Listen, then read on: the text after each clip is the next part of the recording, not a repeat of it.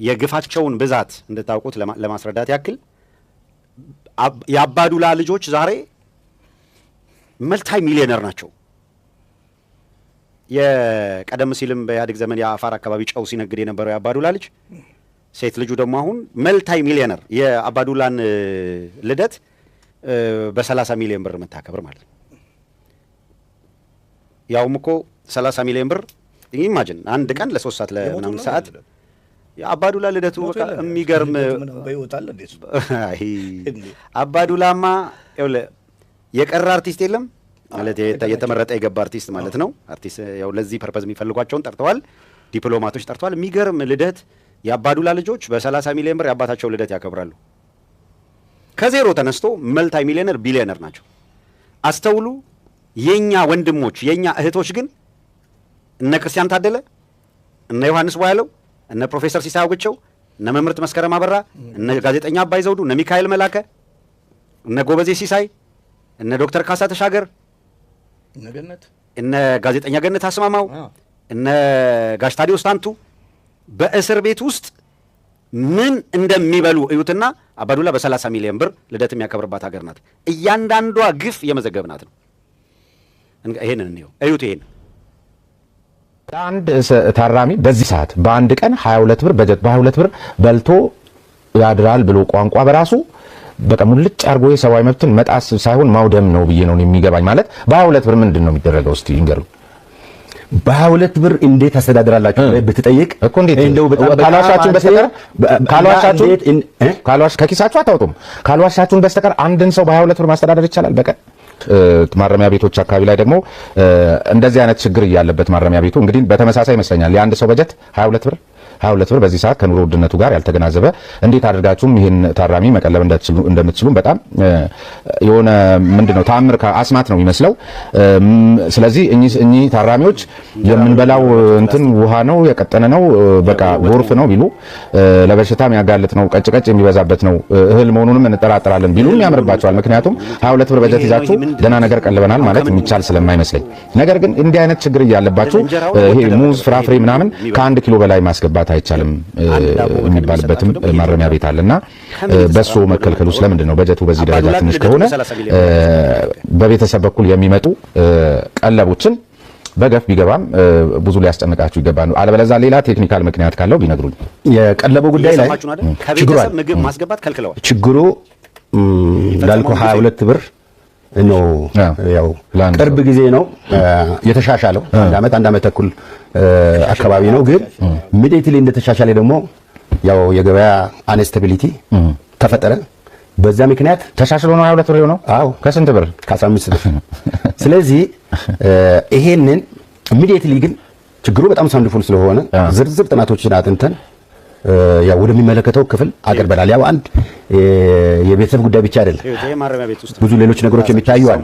ከዚህ ጋር አብሮ የሚታዩ የሚሻሻሉ እነዚህ ነገሮቹን ያው በሚመለከተው አካል እየታየነ በቅርብ ምላሽ ይገኛል ብዬ አስባለሁ። ግን እስካሁን ድረስ ይሄ ወይ ምን አልሆነም ወይ ደግሞ እቺ እንዴት ናት መታት የምለው ያው የሀገራችን ሁኔታ የምታውቁት የጦርነቱ ሁኔታ የአንስታቢሊቲ ሁኔታ የምታዩት ነው።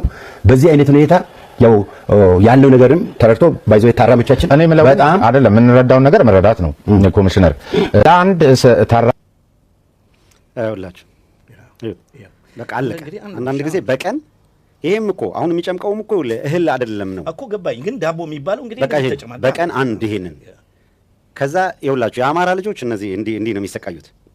አሁን ያለችው ኢትዮጵያ በኦሮሞ ስም አገሪቷን የተቆጣጠሯት የና አባዱላ ልጆች ደግሞ የአባቶቻቸው የዮሐንስ ቧያለው ልጆች በረሃብ ይቀጣሉ። አባታቸው ይሄንን የነ ሲሳይ አውግቸው ሌሎቹም ነጋሽ ታዲዮስ ኢትዮጵያ እንዲህ አይነት ግፍ እያስተናገደች ነው።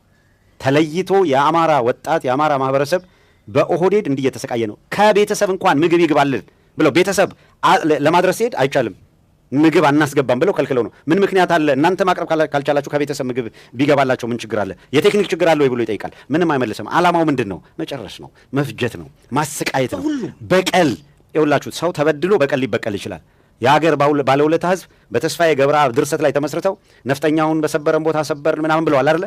መስበር ማለት አደባባይ መፈከር ብቻ አይደለም። ይኸውልህ እንዲህ ነው መስበር ማለት ለነሱ በረሃብ እየቀጡ እያሰቃዩ በጅምላ እየቀበሩ ገደል እየከተቱ እንደዚህ መጨረስ ነው። ገለው በጅምላ በኤክስካቫተር እየዛቁ ከሚቀብሩት ባሻገር ከሚያቃጥሉት ቤተክርስቲያን ባሻገር እስር ቤት ሰብስበው ያሰሯቸውን ደግሞ እንደዚህ። አሁን ይሄ ምን ትሉታላችሁ? ሽሮ ነው? ሸክላ ነው? ምንድን ነው? አሁን ይሄ በምንድን ነው በጥብጠው እና እንዲህ ያለ ስቃይ ያለበት? የሚገርመው የአባዱላን ልደት 30 ሚሊዮን ልጆች አውጥተው አከበሩ። እነሱ ብቻ አይደሉም እኮ አሉ የተባሉ ድርጅቶች የእሱን ልደት ስፖንሰር አድርገዋል። እነዚህን ወገኖች ግን ዞር ብሎ ድምፃቸውን እንኳን የሚያሰማ ተቋም የለም። ራሱን ደብቆ ለባለስልጣን እንደገበረ የሚኖር በርካታ ድርጅት አለ። ልጆቹ ብቻ አይደሉም ይሄን ያወጡት። አሉ የተባሉ የህዝብ ነኝ የሚሉ አርቲስቶች እነማን እንደነበሩ ሲንጎማለሉ አይተናል። ይሄ ህዝብ እኔ እንደው ምን አይነት ቅድም ያነሳዋት ነገር ዝም ብሎ አይደለም ትህትናውን አይተን እንጂ በፋኖ የሚማረኩ በርካታ የኦሮሞ ተወላጆች አሉ። በቀልተኛ ህዝብ ቢሆን አግኝቷቸው ነበር። ነገር ግን አብልቶ አጠጥቶ አልብሶ ከዛም ደግሞ መሳፈሪያ ሰጥቶ የሚልክ ነው። በሌላም አካባቢ ተመልከቱት። ዩኒቨርሲቲ ውስጥ የነበሩ ተማሪዎች ወደ ባህር ዳር የነበሩ አንዱ ስለ ኦሮሞ ወንድማቸው ነበረ ሲከራከሩ የነበሩት። ነገር ግን ስርዓቱ ወዴት እየመራ ነው? ወዴት እየገፋ ነው ያለው? ለዚህስ የሚያበቃ ግፎች፣ አሁን ለበቀል የሚያበቃ ግፎች እኮ ተፈጽመዋል ኢትዮጵያ ውስጥ እኮ። ከነሱ ጋር እኮ መኗር አይቻልም። ነገር ግን በጣም የሚያስተውል ህዝብ ስለሆነ እሱ እያለቀ ሌላውን እያኖረ ያለ ህዝብ ስለሆነ ነው ይሄ ነገር አሁን እያስተዋል ነው እያየ ነው ያለ ነው። በተረፈ ግን እንግዲህ ቀደም ብለንም እንደተናገር ነው እንደነዚህ አይነት ቪዲዮዎችን እያመጣን ስናሳ የኛ ሐሳብ ብቻ አይደለም፣ የሁለታችን ሐሳብ ወይም የኢትዮ ሰገነት ሐሳብ ብቻ አይደለም። አሁን እየሆነ ያለው ነገር ይሄ ነው። በተጨባጭ ይሄንን አይተ የምትተኛ፣ ይሄንን አይተ አንተ ቤተሰቦችን ከበ የምትበላ፣ ይሄንን አይተ ስራ እየሰራ ሀብት የምታፈራ ኢትዮጵያዊ ነኝ ግን የምትል አማራ ነኝ የምትል ህዝብ አሁንም የማትባንን ከሆነ ለራስህ ለአራጆቹ ተዘጋጅተህ ጠብቅ። በቃ ሌላ ምንም ማለት ስለማይቻል ወደ ቀጣዩ። ክቡር ጠቅላይ ሚኒስትር ጥያቄ የማቀርብልዎ እኔ በብሔሬ አይደለም። ይህን ጥያቄ ሳቀርብልዎ እርስዎም የሚወክሉትን ብሔር በመጥላት አይደለም። ምላሽና ማብራሪያ ሲሰጡም ለጥያቄ ብሔርዎንና ምናልባት የመንግስት ግልበጣ ሴራ ነው በሚል ምላሽና ማብራሪያ እንዳይሰጡ ከወዲሁ አደራ ማለት እፈልጋለሁ። ክቡር ጠቅላይ ሚኒስትር በዚህ ምክር ቤትና በተለያዩ መድረኮች ስለ እርስዎና ስለሚመሩት የአስፈጻሚ መንግስት ተጠይቅ ሲቀርብቦት ለተጠየቁ ምላሽ ከመስጠት ይልቅ ጠያቂዎችን የሚያጥላላ አስተያየት ሲያራምዱ አለፍ ሲልም ተጠይቅ የቀረበቦት የወጡበትን ብሔር በመጥላት እንደሆነ አድርገው ምላሽ ሲሰጡም የቅርብ ትዝታችን ነው።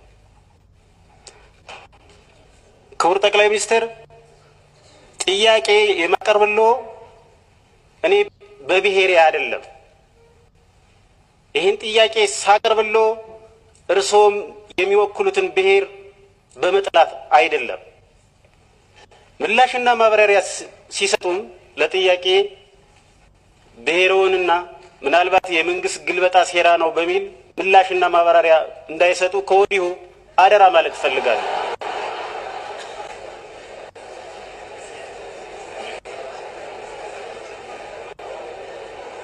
አመሰግናለሁ። ወደ ጥያቄ አመራለሁ። እንደ አርሶ አደር እንደ አርቲስት እንደምን አይታችኋል? ሀብ ዩ ኖቲስ ይሄ የህወሓት ጫካ ሲገባና ጦርነት ሲጀምር የትግሬ ዘፋኝ፣ የትግሬ ባለሀብት፣ የትግሬ ወጣት አይታችኋል? ከተለያየ ሶሻል ግሩፕ ጫካ ሄደው አይታችኋል? የዩኒቨርሲቲ ፕሬዚደንት አይታችኋል? እንዴት ተጠራርተው እንደሄዱ ዩ ሪሜምበር። እሱ ዝም ብሎ የሚመጣ ይመስላችኋል? እንደዚህ አይነት የትግል መንፈስ ፈጥረዋል። እኛስ ራሳችሁን ከዛ ጋር ስታዩት አብርሃም ገብረመድህንን ታውቁታላችኋል? ዘፋኙ ፎቶ ወጥቶ ነበር አይታችኋል? ድሮ ምን አይነት ሰው ነበር? አሁን ምን መስሏል? ዶክተር ደብረጽዮንን አይታችኋል? ሜዳ ጫካ ውስጥ ሴቶችን ጋዜጠኞችን አይታችኋል? የትግራይ ሚዲያ ውስጥ ላይ ነበሩ ምን የመሳሰሉ ሴቶች ጫካ ገብተዋል። እነ ምን ሌላ ቦታ ሲሄዳችሁ እነ አቦይ ስባት ጋር ሲያዙ አይታችኋቸዋል? ግሩፕ ኦፍ ፒፕልስ ምን እንደሚመስሉ። ለምንድን ነው እሱ? አሁን እኛ ችግራችን ምንድነው? መታገል ያለበት መስከረም ብቻ ናት። መታገል ያለበት ሲሳይ ብቻ ነው። መታገል ያለበት ከሌ ብቻ ነው። ያተማ እሸቱ ብቻ ነው እንላለን አይደል? እነሱ ግን ማይክ ይዞ ሲዘፍን የኖር 10 ምናምን ዓመት የሱ ብሔረሰብ የተነካ ሲመስለው ያው ይነካ እግዚአብሔር ይወቀው። ለምን ስልጣን ላይ ያልተቀመጥኩም በደል ነው እንግዲህ ያው የተበደለ ሲመስለው ጫካ ሄዷል። ምን ነበር ሰውየው ግን? ሲንገር፣ ዘፋኝ፣ ማይክ ይዞ የኖረ ሰው ነው። ዲዛይነራት፣ የፋሽን ኢንዱስትሪ ውስጥ የኖረች ለስላሳ ሴት ናት። ግን የት ሄዳለች? የተጎዳች ሲመስላት ጫካ ትሄዳለች። እሱ ነው የሚያስከብረው። አሁን ፋይናሊ ምን እየሆኑ ነው እነሱ? አሜሪካ ስለማን ነው የምታወራው? ወለጋ ስለሚሞታው አውርታ ታውቃለች? ምን ነው የምትለው አሜሪካ? ዩኤን ምንድን ነው የሚለው? ምግብ አድርሱ ለማን? ደብረ ብርሃን ለተፈናቀለው አማራ ነው የሚሉት ነው እንዴ? አሁን ደብረ ብርሃን ማአት አማራ አለ። አረ እነሱ ምግብ አልበሉም ተብሎ ያውቃል? ለምን ይመስላችኋል? ተዋህደው ስለሚሰሩ ነው። ዘፋኙ እየዘፈነ መሀል ላይ አቋርጦ ትግሬ ተርቧል ይላል። ደብሊውኤችኦ የሚሰራው ዶክተር ቴድሮስ አይቻልም እኮ ደብሊውኤችኦ ላይ ተቀምጦ ስለሆነ ብሔረሰብ ማውራት አይቻልም። ያስከስሳል፣ ያባረራል። እንደው ይሄን ሪስክ ወስዶ ግን ትግሬ በመሆኔ ወገኖቼ እያለቁ ስለሆነ ስራ መስራት የማልችልበት ለቅሶ ውስጥ ነው የከረምኩት ብሏል። አንድ ጊዜ ሪሜምበር እያለ ነበር። እኛስ ምንድነው የምንለው? የኛ ሰው ትልቅ ደረጃ ላይ ደርሶ አማራ ተበድሏል ያለ ሰምታችሁ ታውቃላችሁ? በመቀመጥ እኮ እንደ አማራ ትልቅ ደረጃ ላይ የተቀመጠ ሰው የለም። በፈለጋችሁ ድርጅት ብትሄዱ ዘፋኝ በሉ የፈለጋችሁ ዘፋኙ መደመር ይዘፍናል፣ ይዝፈን፣ ችግር የለብኝም። እሱ ግን መሞትንም መስፈን አብሮ አለበት የኛ ዘፋኝ። እናንተ እንደተማሪ ሁሉም በየአቅጣጫው ስለነዛ ምስኪን ሰዎች ስለሚራቡ፣ ስለሚፈናቀሉ፣ ስለሚሰደዱ ሰዎች መናገር አለበት፣ መታገል አለበት። እንደነሱ ችግራችን አንዱ እሱ ነው። አራው ነምበር 1 የቀስቱ አንደኛው የሚያሳያችሁ እሱ ነው። በዚህ ጎራ የሚታገሉ ኃይሎች ፖለቲካዊ ግባቸው ለህዝባቸው ስላላሰረጹ ህዝቡ አልታገለም ነው። እንደ ዘፋኝ፣ እንደ ዲዛይነር፣ እንደ ወታደር እንኳን እንደ ፖለቲከኛ ሽግድ የለም። ተማሪው፣ ህፃኑ፣ አዋቂው፣ ፊልም ሰሪው ምን ሲሉ እንደነበር ኳስ ሜዳ ታስታውሳላችሁ? ጥቁር ለብሰው ዩ ሪሜምበር ህዝባችን እየሞተ ነው እየተራበ ነው ብለው ስፖርትኛ እናሳይም ግን ጥቁር ለብሰን እናልፋለን ብለው ያለፉ ነበር። የሆነ ቀን በፊት ጦርነቱ ሳይጀመር